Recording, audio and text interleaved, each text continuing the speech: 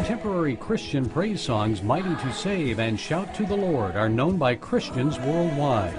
Hillsong music is so popular, the songs are sung even in small churches in remote parts of the world. Hillsong has now released a total of 40 albums. Praise music that continues to influence people of all ages around the globe. We were intentional about writing the kind of songs that affected our church and that glorified God.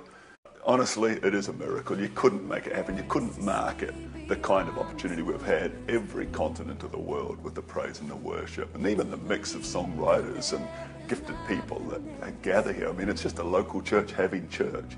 And it's the vision that God has given Senior Pastor Brian Houston that has helped propel Hillsong Church into an international phenomenon. Houston and his wife Bobby first started Hillsong Church in 1983. At that time, it was called Hills Christian Life Center, with only 45 members. And within 4 years, the church grew to 900 people. Services were held in a warehouse in those early days. The church moved to its current location in 1997. And God has blessed Hillsong Church through the years, expanding its various ministries and transforming lives. 23,000 people attend services here at Hillsong on any given weekend. The church has 3 campuses in Sydney, 14 extension services, and churches around the world in Kiev, Moscow, New York, London, Cape Town, and Paris. Why is the church, after 27 years, so successful? It sounds like a cliche, but it really is the grace of God. I mean, I think we have a church that is really intent on being relevant and reaching people, and I've always tried to be sure that we're preaching not just to people Sunday, but to their Monday, keeping it practical so it really relates to people's everyday lives. And Hillsong is more than just music. The church has many other ministries in Australia and around the world. Among the Hillsong outreach, Hillsong Kids, Youth and Women's Ministries, and Hillsong City Care. Hillsong Church will celebrate its 25th conference year in 2011. 100 people attended the first one in 1986.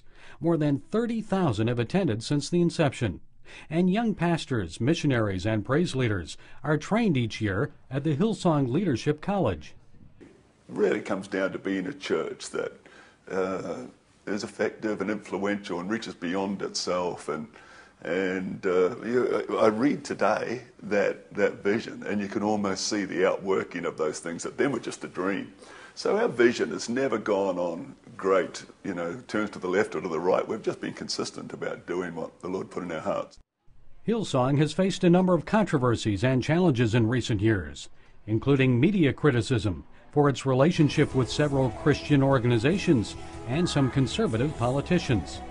Pastor Houston admits the church has had to overcome some difficult times, but he's not discouraged. He's optimistic about the future.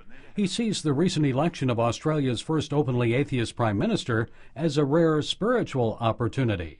Australia's an interesting place. It's a very secular country.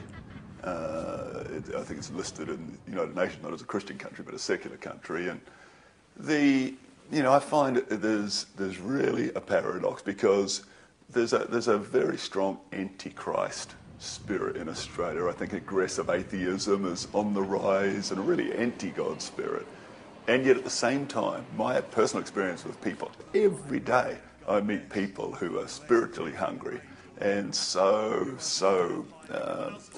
wanting to know more about God. There is a spiritual hunger, and if we can tap into that, I believe there's a great future for the church in Australia.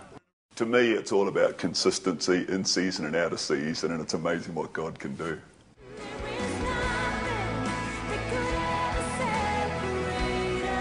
Gary Lane, CBN News, Sydney, Australia.